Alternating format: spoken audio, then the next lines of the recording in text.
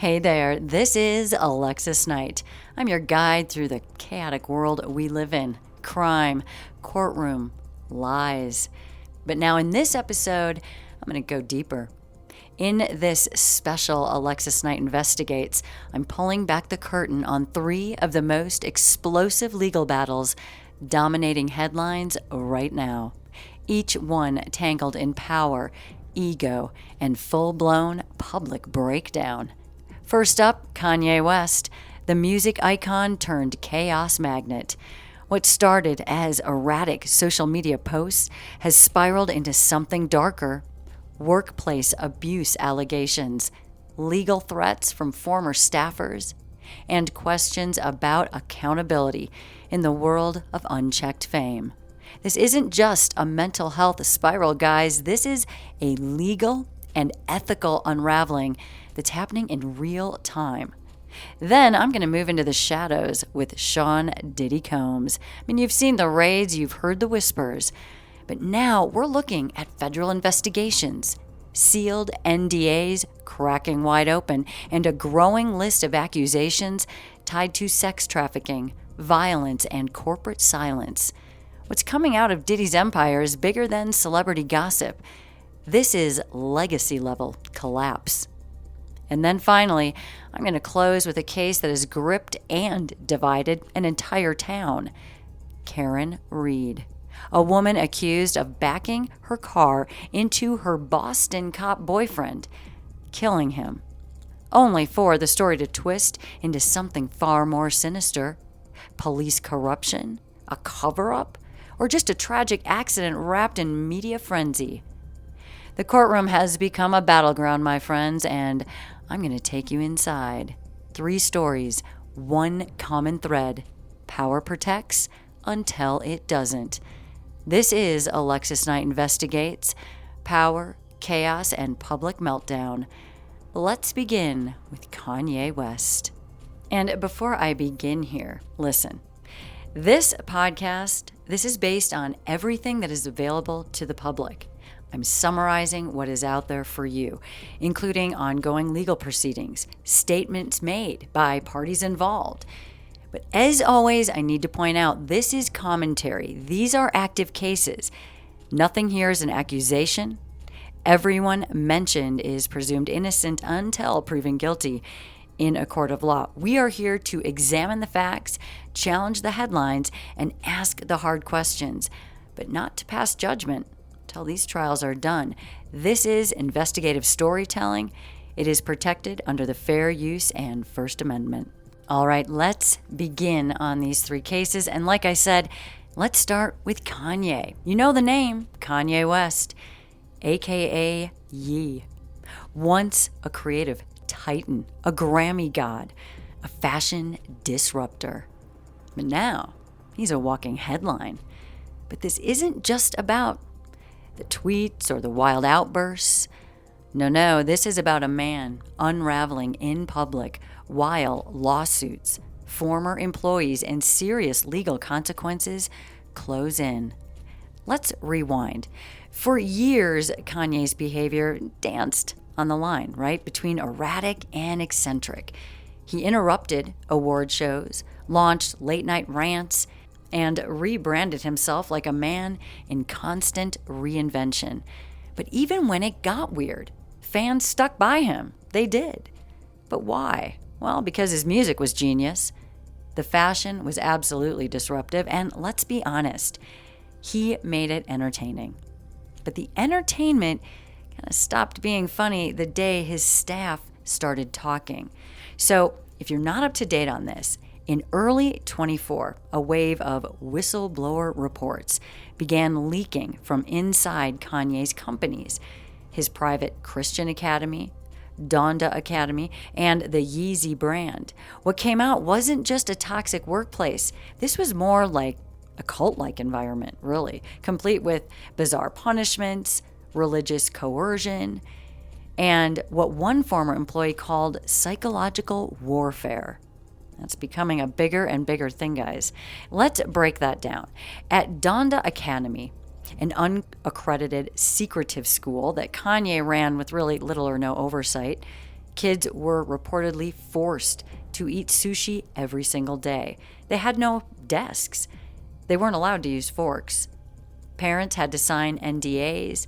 Teachers came and went.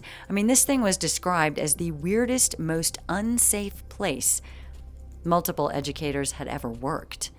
One teacher described being fired on the spot for not adhering to Kanye's spiritual protocol. Another claimed that students were being neglected. No lesson plans, no structure, just vibes and chaos. And it didn't stop at the schools, okay? Multiple Yeezy employees have filed lawsuits accusing Kanye of discrimination, hostile work environments, and unpaid wages. Did you guys know about all this stuff? Some say they were pressured into extreme loyalty oaths, with others alleging outright verbal abuse. We never know what's going on behind closed doors. With this, we also have the NSFW stuff, right? Not safe for work. Former staffers reported that Kanye often showed them explicit images of his then-wife Kim Kardashian without any consent, allegedly as a form of intimidation or maybe dominance. How bizarre. One designer claimed Kanye would test loyalty by pushing boundaries in deeply uncomfortable ways. And when the lawsuits came, he did what Kanye always does, right? He doubled down. He ranted on social media. He blamed everyone. Lawyers, media, the Jews, the devil, even his own family. And let's be crystal clear here, that is not edgy, okay? That's not cool, edgy stuff. That's anti-Semitic, it's dangerous, and it set off a storm of consequences in this case. Adidas dropped him, so did Gap, JP Morgan Chase, just to name a couple, and every corporate partner still trying to squeeze out a dime of Yeezy clout. Just like that, Kanye West, the billionaire mogul, became an industry pariah. But here's where it turns legal, okay? In late 24, multiple ex-employees, both from Donda and Yeezy, filed former complaints with the California Civil Rights Department, and they began preparing federal lawsuits. All this is going on. We're watching things on social media. We don't know about any of this. It's all happening behind the scenes. These people allege labor violations, religious discrimination, unsafe working conditions, and in some cases, wrongful termination for whistleblowing. Now, Ye isn't just being sued, okay? He's also being investigated. This takes things to a different level. According to recent reports, the Department of Labor has started reviewing his business practices. Child Services has been flagged for the conditions at Donda, and Kanye still claiming this is all a setup. He's now mostly unreachable. He's living abroad with his new wife, Bianca, which I'm sure you know about that, and still appearing in public wearing full-face masks. He's silent. He's stoic. The man is disconnected. And here's the part that nobody really wants to say out loud. Kanye West might actually be unfit to run anything at the moment. But the people around him, lawyers, business partners, staff, enabled this for years. And this happens all the time. It's happened right in front of us. This is not a new idea. But why does this happen? You know the answer. Kanye and everyone else this happens to, he was a money machine. He had power. Because he was Kanye, you leave it alone. But now the guy is spiraling and the lawsuits are not stopping. Multiple former staffers they're now working with employment lawyers. At least one federal investigation is underway, if you didn't know. And if allegations of religious coercion and psychological abuse are proven in court, he could face some very serious financial penalties or even restrictions on running schools or businesses in the future. So here's the bottom line on this one. Kanye West isn't just a public meltdown.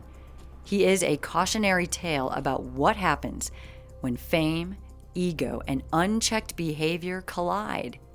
He was once the voice of a generation, and now he's the subject of HR depositions, civil rights investigations, and meme culture punchlines. The only question left here is this: does Kanye even want to come back? Because right now, he's not really fighting to clear his name. Do you notice? He's disappearing while the fire burns behind him instead. Very interesting. We need to keep our eye on this one. Okay, let's move on to our next case. Sean Diddy Combs. The empire cracks open. Disclaimer follows all of the cases today. Now let's get into this one. We are witnessing the collapse of an empire. Sean Diddy Combs, hip-hop mogul, billionaire brand builder, party king, is facing one of the most devastating public and legal implosions we really have ever seen in modern celebrity culture. The man who once called himself Love is now at the center of, get this, federal raids, sex trafficking allegations, RICO whispers, and sealed settlements that are now being cracked wide open. This is no longer about fame. This is about survival. If you are not up to date on this case, or you're only hearing side rumblings, not sure if you know what's going on, here is what went down. So back in November of 23, singer and model Cassie Ventura, Diddy's longtime girlfriend of over a decade, she filed a bombshell civil lawsuit. She accused Diddy of rape, physical abuse, and years of controlling behavior and coercion that allegedly included forced intimacy with male escorts. She accused Diddy of rape, physical abuse, and years of control and coercion that allegedly included forced intimacy with male escorts while Diddy watched. It also included threats to her life and being drugged and filmed without consent. Within 24 hours, if you did not realize, that case was settled extremely fast. But that did not stop the flood. Cassie's suit was the crack in the dam, okay? Over the next few months, multiple other women and men came forward with their own lawsuits and accusations, many with eerily similar details. Stories of drug-fueled parties, manipulation, blackmail, and retaliation if they tried to escape. And then came the raids. On March 25th of 2024, Homeland Security agents stormed Diddy's homes in Los Angeles and Miami.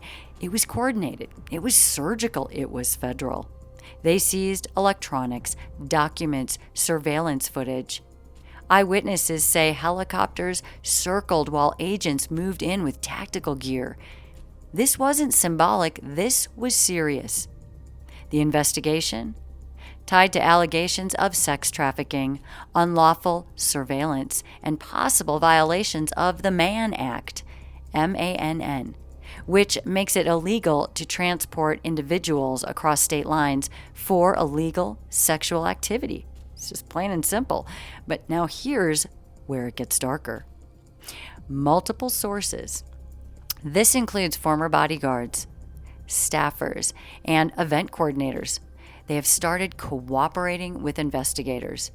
You know, once someone realizes maybe they could get in trouble, right, unless they help share some information, that's what happens. People start cooperating, and it's happening here. Some say Diddy ran a system of grooming, luring in young women with promises of fame, only to allegedly isolate them, control them, and then exploit them behind closed doors.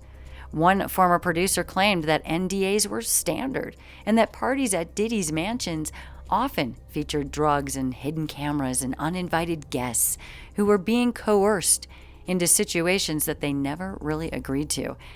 One woman described it as a lifestyle prison. You're either in or you are disposable. So what's Diddy doing, okay, while all this unfolds, right? What is happening to this man? Well, he's denying everything. His legal team called the claims baseless and extortion. as well as an attack on a black success story. So all of this out of the fact that he's a black man. That's what people are saying. He posted cryptic videos of himself walking by the ocean, then disappeared. No big press conference, no sit-down interview, just silence while the federal agents were building their case. And let's talk about that silence, because it actually is very loud, okay? Because Diddy isn't just facing lawsuits. This guy is facing potential federal charges. Multiple victims' attorneys say they've handed over evidence directly to the Department of Justice. I mean, that kind of gives you an uneasy feeling, right?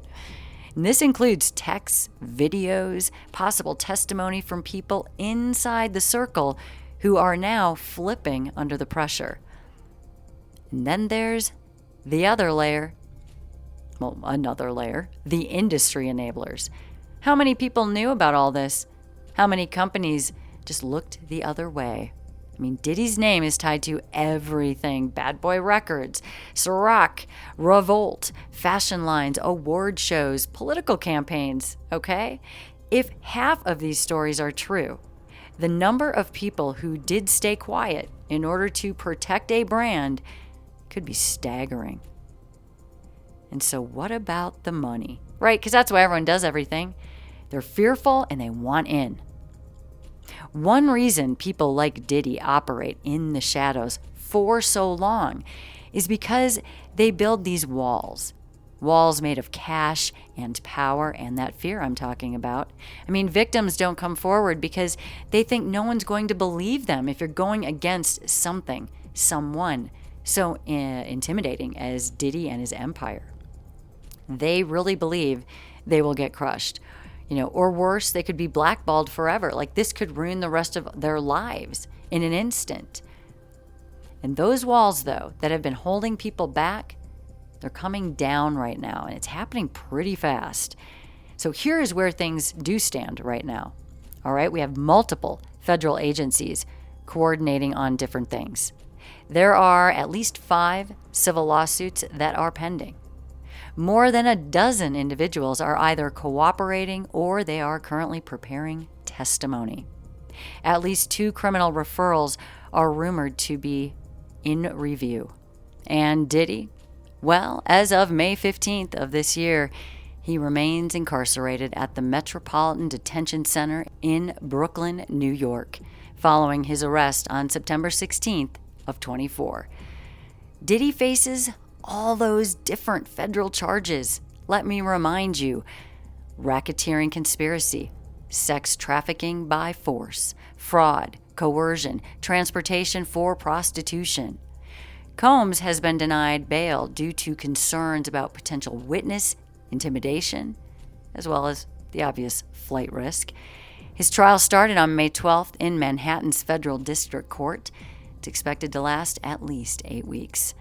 Now, the trial's opening days, they've all been dominated by the testimony of singer Cassie Ventura, Combs' former partner. Ventura has accused Combs of subjecting her to years of physical and emotional abuse, including rape and coercion, into participating in drug-fueled sexual encounters known as freak-offs. These were allegedly recorded without her consent.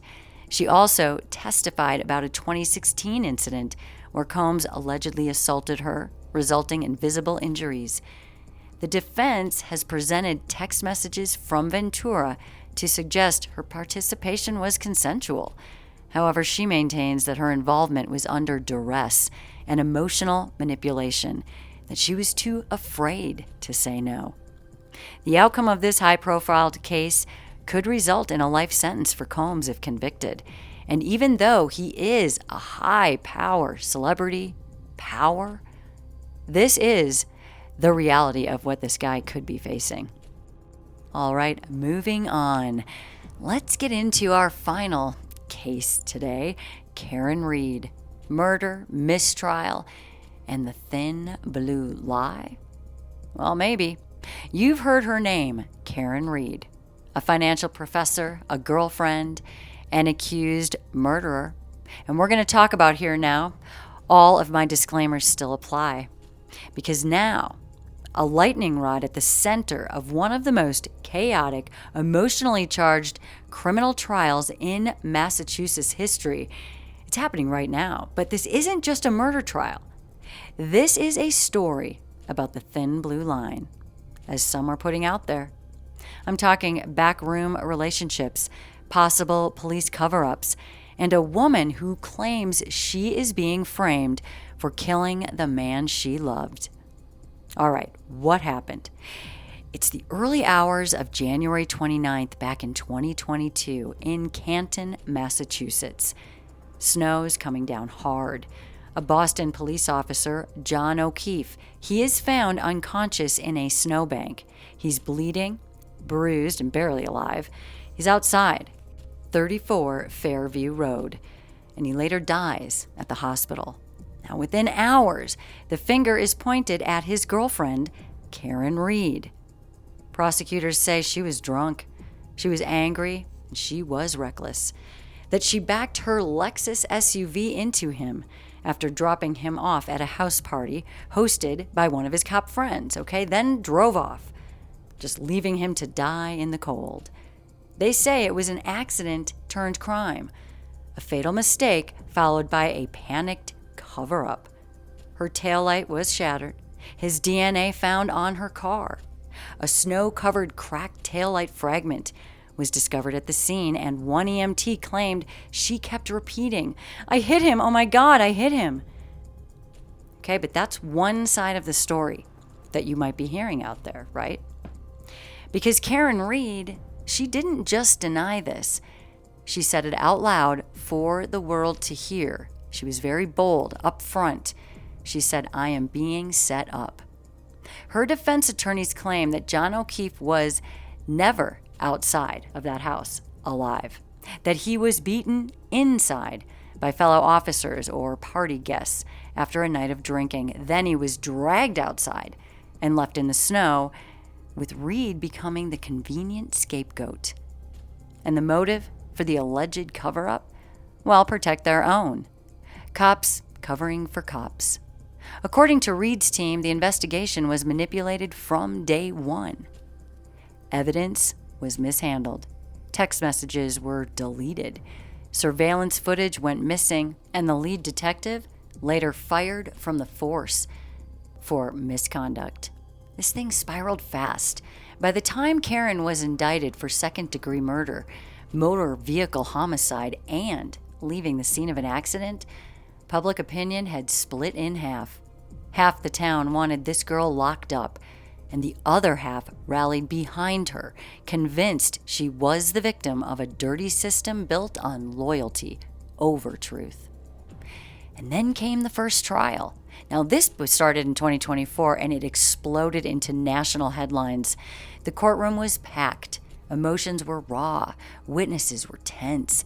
Karen Reed, sitting at the defense table in glasses and a blazer, she became both a villain and a martyr, depending on who you asked. The prosecution pointed to physical evidence, her broken taillight, the timeline, the "I hit him" comments.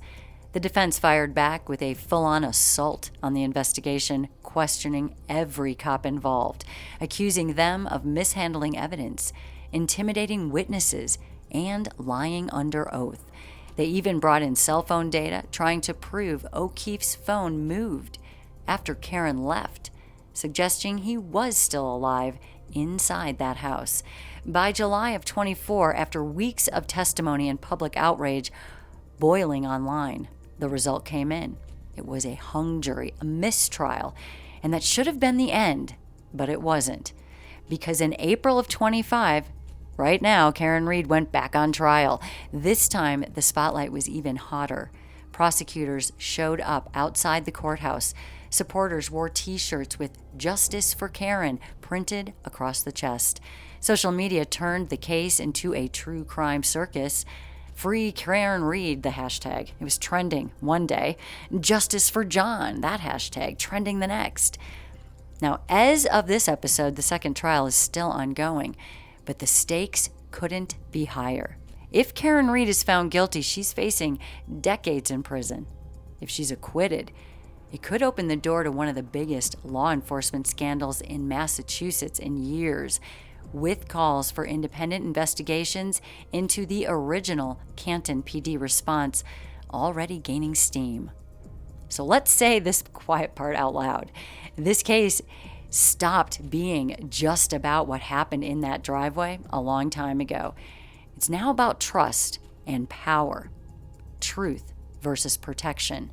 And in a town where the cops know each other, party with each other, they write each other's reports, one question still echoes through that courtroom like a gunshot. Who is really on trial here? Karen Reed or the system that was supposed to protect them both? Now, because this is a retrial, I want to go over a few of the details we know. All right, on February 1st of 22, Sergeant Zachary Clark, he documented the search of Karen's black Lexus SUV at the Canton Police Department. The vehicle was examined for biological evidence, alcohol containers, receipts, everything. State Police Crime Lab analyst Maureen later testified about observing damage to the rear passenger area, including scratches, a dent on the trunk hatch, and a hair above the passenger side taillight. She also noted the presence of glass pieces on the black bumper, but found no blood beneath the vehicle. So before you jump on this as complete evidence, listen to what I said. It is still a question. Next, we have the issue of collection and testing of blood evidence. Maureen Harnett, again, also examined O'Keefe's clothing, identifying red-brown stains, dirt and debris on his jeans, as well as blood stains on his t-shirt. She noted damage to the sleeve of his sweatshirt, which was documented with 2 photographs. Additionally, Hartnett said she swabbed bloodstains collected in plastic cups at the scene for further analysis. So there's that. Then you have the jury visit to the crime scene. Did you hear about this? Jurors in the Karen Reed trial visited the crime scene at 34 Fairview. They observed the location where O'Keefe's body was found. They examined Reed's SUV. This visit aimed to provide jurors with a first-hand understanding of the scene's layout and the spatial relationships between key pieces of evidence. I mean, there is a lot going on in this case. There's a lot going on in all of these cases. Everything has to be considered, and everyone is innocent until proven guilty. We're going to keep up on these cases. There is just too much going on. I hope you enjoyed this episode and got something out of it. Power, chaos, and public meltdown. We covered Kanye West from icon to implosion, Sean Diddy Combs from mogul to federal custody, and Karen Reed from girlfriend to accused murderer in a case that might take the whole town down with her. I will be back next time with more hard truths. No fluff, guys, no filter, just the facts. This has been Alexis Knight and Alexis Knight Investigates. Until next time.